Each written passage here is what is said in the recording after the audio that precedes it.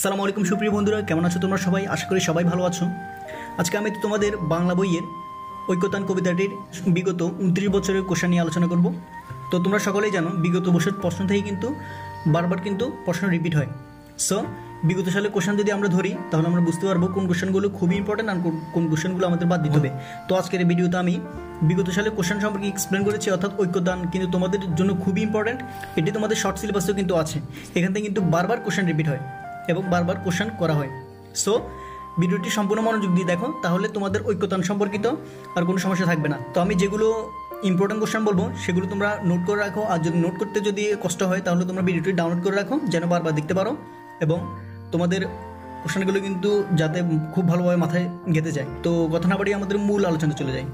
তো এক নম্বর দেখতে পাচ্ছি ঐক্যতান বলতে কি বোঝায়। ঐক্যতান বলতে বোঝায় সম্মিলিত সুর। ঐক্যতান কবিতায় কবি সম্মান পাওয়ার কথা বলেছেন কাদেরকে, অর্থাৎ এটা সম্মান পাওয়ার জন্য বলেছেন উপেক্ষিত মানুষদের। ঐক্যতান কবিতায় কোন ছন্দে রচিত? ঐক্যতান কবিতাটি কোন ছন্দে রচিত? এটা হচ্ছে অক্ষরবৃত্ত ছন্দ। এই কোশ্চেনটা কিন্তু বারবার বিটা খুব ইম্পর্টেন্ট কোশ্চেন। এরপর আমরা 4 নম্বর দেখতে পাচ্ছি অবজ্ঞা তাপে শুল্ক নিরানন্দ মরুভূমি। এখানে মরুভূমি বলতে কি বোঝানো হয়েছে? এটা হচ্ছে জনবসতিহীন প্রান্তরকে বোঝানো হয়েছে। এরপর আমরা 5 নম্বর দেখতে পাচ্ছি ঐক্যতান কবিতাটি প্রথম প্রকাশিত হয় কোন পত্রিকায়? এটি প্রকাশিত হয় সবুজপত্র পত্রিকায়। কোনটি ঘোড়া উপন্যাসের চরিত্র নয়? কোনটি ঘোড়া উপন্যাসের চরিত্র নয়? এটা হচ্ছে বিনয়। এরপর আমরা 7 নম্বর দেখতে পাচ্ছি সংকীর্ণ বাতায়ন বলতে কি বোঝানো হয়েছে? সংকীর্ণ বাতায়ন বলতে বোঝানো হয়েছে জনবিচ্ছিন্নতা। তোমরা কিন্তু ভুল করে এটা কিন্তু ক্ষুদ্র জানালা কিন্তু দাগাতে পারো। So be careful. এটা কিন্তু তোমাদের মাথায় রাখতে হবে যে এটার আনসার হচ্ছে জনবিচ্ছিন্নতা। খুবই ইম্পর্টেন্ট। এই কোশ্চেন কিন্তু বারবার রিপিট হয়। তো আমি তো এখানে বিগত 29 বছরের কোশ্চেন নিয়ে আলোচনা করছি। তোমাদের যদি কোশ্চেন যদি রিপিট হয় তাহলে এই কোশ্চেনগুলো থেকে কিন্তু তোমাদের রিপিট হবে। সো তোমাদের কিন্তু ভয় পেয়ে কোনো লাভ নেই। তোমাদের যা পড়বে সেখান থেকে কিন্তু কমন পাবে। আমার চ্যানেলে বিগত সালের সব কোশ্চেন খুব ধারাবাহিকভাবে দেওয়া আছে, চাইলে তোমরা দেখে নিতে পারো। এরপর আমরা 8 নম্বর দেখতে পাচ্ছি চোখের বালি কে রচনা করেন? চোখের বালি রচনা করেন রবীন্দ্রনাথ ঠাকুর। রবীন্দ্রনাথ ঠাকুর রচিত শেষ ছোট গল্পর নাম কি? রবীন্দ্রনাথ ঠাকুর রচিত শেষ ছোট গল্পের নাম হচ্ছে মুসলমানের গল্প। খুবই ইম্পর্টেন্ট, এই কোশ্চেনটা বারবার রিপিট হয়। এরপর আমরা 10 নম্বর দেখতে পাচ্ছি মুক্তধারা রবীন্দ্রনাথের কোন ধরনের রচনা? মুক্তধারা রবীন্দ্রনাথের কোন ধরনের রচনা? এটা হচ্ছে একটি নাটক। মুক্তধারা হচ্ছে কি? নাটক। মোর নাম এই বলে খ্যাত হোক আমি তোমাদের লোক, এই উক্তিটি কার? এই উক্তিটি হচ্ছে রবীন্দ্রনাথ ঠাকুরের। খুবই ইম্পর্টেন্ট কোশ্চেন। এরপর আমরা 12 নম্বর দেখতে পাচ্ছি সমীল প্রবাহমান অক্ষরবৃত্ত ছন্দে লেখা কবিতা হলো নিচে কোনটি? এটা হচ্ছে ঐক্যতান। খুবই ইম্পর্টেন্ট কোশ্চেন, এই কোশ্চেনটা বারবার রিপিট হয়। এরপর আমরা 13 নম্বর দেখতে পাচ্ছি সমাজের উচ্চ মঞ্চে বসেছি সংকীর্ণ বাতায়নে, এর পূর্ববর্তী চরণ কোনটি? এটা হচ্ছে অতি ক্ষুদ্র অংশে তার সম্মানের চির। এরপর আমরা 14 নম্বর দেখতে পাচ্ছি জীবনে জীবন যোগ করার কথা আছে কোন রচনায়? জীবনে জীবন যোগ করার কথা আছে কোন রচনায়? এটা হচ্ছে ঐক্যতান কবিতায়। খুবই ইম্পর্টেন্ট। এরপর আমরা 15 নম্বর দেখতে পাচ্ছি ঐক্যতান কবিতাটি রবীন্দ্রনাথের কোন কাব্য থেকে নেওয়া হয়েছে? ঐক্যতান কবিতাটি রবীন্দ্রনাথের কোন কাব্যগ্রন্থ থেকে নেওয়া হয়েছে? এটা হচ্ছে জন্মদিনের কাব্যগ্রন্থ থেকে নেওয়া হয়েছে। খুবই ইম্পর্টেন্ট, এই কোশ্চেনটা কিন্তু বারবার রিপিট হয়। এরপর 16 নম্বর দেখতে পাচ্ছি রবীন্দ্রনাথ ঠাকুর ঐক্যতান কবিতাটি কোন ছন্দে রচিত? রবীন্দ্রনাথ ঠাকুরের ঐক্যতান কবিতাটি অক্ষরবৃত্ত ছন্দে রচিত। তোমরা ইতিমধ্যে বুঝেছো, এতক্ষণ এটা কোশ্চেনটা কিন্তু 3বার রিপিট হয়েছে। সো এই কোশ্চেনটার প্রতি খুব ভালোভাবে নজর রাখো, আর কোশ্চেনটাকে কোনো একটা নোট খাতায় লিখে রাখো, আর না হলে আমি তো বললাম ভিডিওটি ডাউনলোড করে রাখো, যাতে বারবার দেখার ফলে তোমাদের এই কোশ্চেনগুলো খুব ভালোভাবে মুখস্থ হয়ে যায়। খুবই ইম্পর্টেন্ট কোশ্চেন এটা। 17 নম্বর দেখতে পাচ্ছি ঐক্যতান কবিতাটি ড্যাশ ছন্দে রচিত। এটি আবার রিপিট হয়েছে। এটা হচ্ছে অক্ষরবৃত্ত ছন্দে রচিত। ঐক্যতান কবিতাটি কোন গ্রন্থ থেকে সংকলিত? ঐক্যতান কবিতাটি কোন গ্রন্থ থেকে সংকলিত? এটা হচ্ছে জন্মদিনের গ্রন্থ থেকে সংকলিত। এই কোশ্চেনটা আবার রিপিট হয়েছে।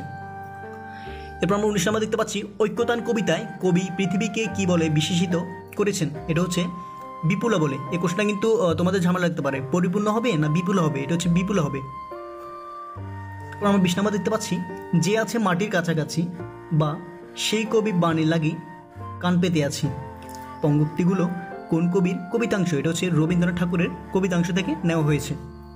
একতারার কথা উল্লেখ করা হয়েছে কোন কবিতায়? একতারার কথা উল্লেখ করা আছে ঐক্যতান কবিতায়। খুবই ইম্পর্টেন্ট, এই কোশ্চেনটা বারবার রিপিট হয়। দেখো এখন কত বিশ্ববিদ্যালয় এটা রিপিট করেছে। এরপর আমরা 22 নম্বর দেখতে পাচ্ছি সমাজের উচ্চ মঞ্চে বসেছি সংকীর্ণ বাতায়নে। কোন কবিতার চরণ? এটা হচ্ছে ঐক্যতান কবিতার চরণ। তোমাদের চরণগুলো কিন্তু খুব ভালোভাবে মুখস্থ রাখতে হবে। মুখস্থ যদি না করো তাহলে কিন্তু তোমাদের বুঝে বুঝে পড়তে হবে, যাতে তোমাদের যেখান থেকে কোশ্চেনটা করো তোমরা যাতে খুব সহজে পারো। এরপর আমরা তেষ্টা দেখতে পাচ্ছি, এসো কবি অখ্যাতজনের নির্বাক মানের কোন কবিতার চরণ? এটা হচ্ছে ঐক্যতান কবিতার চরণ। ঐক্যতান কবিতাটি রবীন্দ্রনাথ নিজেকে কোথাকার কবি বলে উল্লেখ করেছেন? এটা হচ্ছে তিনি পৃথিবীর কবি বলে নিজেকে উল্লেখ করেছেন। খুবই ইম্পর্টেন্ট কোশ্চেন। এরপর আমরা 25 নম্বর দেখতে পাচ্ছি, বিপুলাই পৃথিবী কতটুকু জানি? এটি কোন কবিতার চরণ? এটা হচ্ছে ঐক্যতান কবিতার চরণ। খুবই ইম্পর্টেন্ট কোশ্চেন। তোমরা পারলে ঐক্যতান কবিতাটি পুরো মুখস্থ করে ফেলো, তোমাদের জন্য উপকার হবে। আমরা যারা ভর্তি পরীক্ষা দিই আমরা জানি যে একটা মার্কের কত মূল্য। তুমি যদি ভর্তি পরীক্ষা দাও তাহলে বুঝতে পারবে একটা মার্কের কত মূল্য। একটা মার্কের জন্য হাজার হাজার ছেলে মেয়েতেই কিন্তু পিছিয়ে পড়বে। সো একটা মার্কের জন্য হলেও তোমাকে সব কিছু পড়তে হবে, কোনো কিছু বাদ দেওয়া যাবে না। তো আমার ভিডিওগুলো তোমার পড়ার পাশাপাশি রাখো, তাহলে কিন্তু ইনশাল্লাহ ভালো হবে তোমার রেজাল্টটা। এরপর আমরা 26 নম্বর দেখতে পাচ্ছি, কোনটি রবীন্দ্রনাথ ঠাকুরের কাব্যগ্রন্থ নয়? কোনটি রবীন্দ্রনাথ ঠাকুরের কাব্যগ্রন্থ নয়?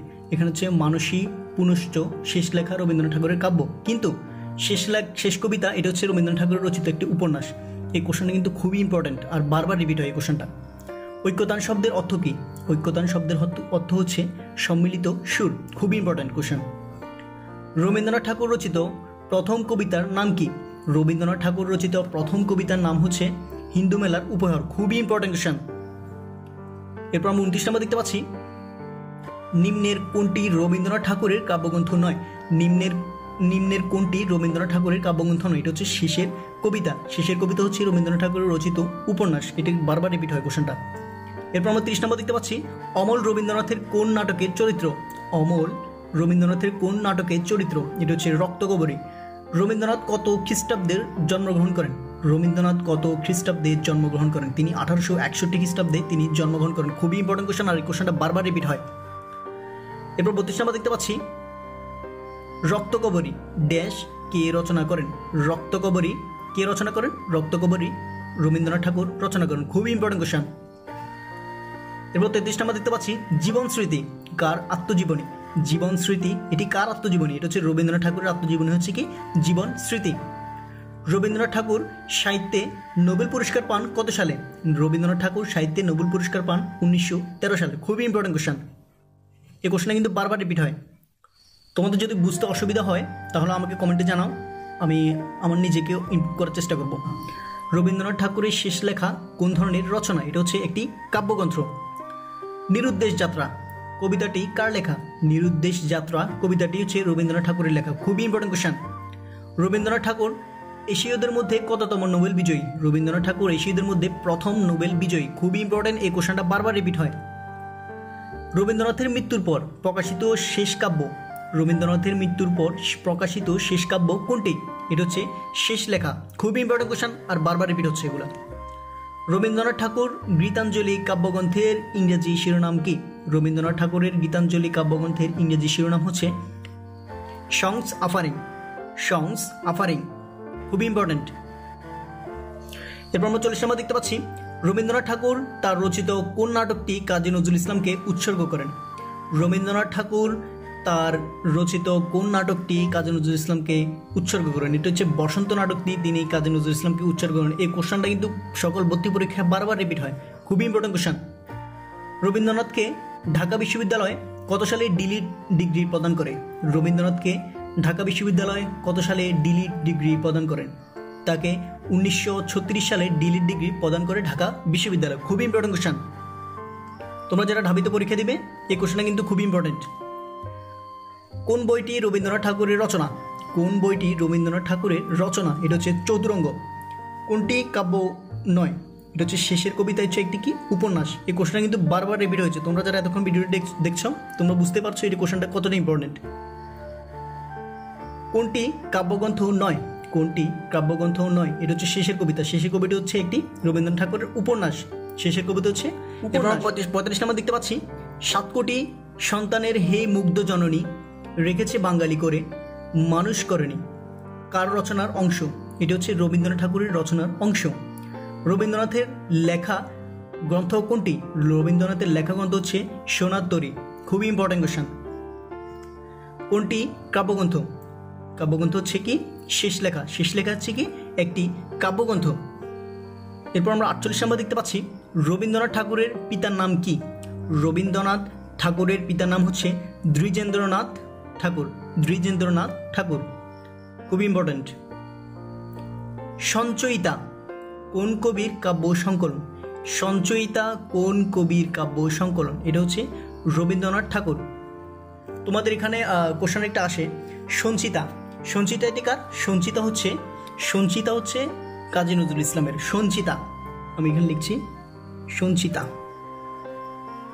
সঞ্চিতা হচ্ছে কাজী নজরুল ইসলামের, আর সঞ্চয়িতা হচ্ছে রবীন্দ্রনাথ ঠাকুরের। তোমাদের এখানে কিন্তু ভেজা লাগতে পারে, সো এটা খুব ভালোভাবে খেয়াল করো। সঞ্চিতা হচ্ছে কাজী নজরুল ইসলামের, আর সঞ্চয়িতা হচ্ছে রবীন্দ্রনাথ ঠাকুরের। এই কোশ্চেনটা কিন্তু বারবার রিপিট করে, জানে যে এটা পোলাপান কিন্তু ভুল করবে, ওই কারণে কিন্তু এই কোশ্চেনটা বারবার রিপিট করে, যাতে এই কোশ্চেনটা ভর্তি পরীক্ষা বারবার রিপিট করে, যাতে কঠিন প্রতিযোগিতা হয়, ওই কারণেই। সো আজকের ভিডিওর মাধ্যমে তোমাদের ঐক্যতান কবিতা আর সমস্যা থাকার কথা না। আজকে যে এমসিকিউগুলো আলোচনা করলাম, এই বিগত সালে কোশ্চেন যদি রিপিট করে, তাহলে এই কোশ্চেনগুলো থেকেই কোশ্চেনটা তোমরা পেয়ে যাবে। সো কোশ্চেনগুলো খুব ভালোভাবে পড়ার চেষ্টা করো, এবং যেগুলো আমি রিপিট বলেছি এবং ইম্পর্টেন্ট বলেছি, খুব ভালোভাবে এগুলো পড়ার চেষ্টা করো। তাহলে ইনশাল্লাহ তোমরা ভর্তি পরীক্ষার এই কঠিন প্রতিযোগিতা তোমরা কমন পাবে। তো কারো যদি এরকম ইন্টারেস্টিং ভিডিও আরও পেতে চাও, তাহলে আমাকে কমেন্টে জানাও, আমি কি দিতে চেষ্টা করব। তো সবাইকে ভর্তি পরীক্ষার জন্য শুভকামনা। আসসালামু আলাইকুম।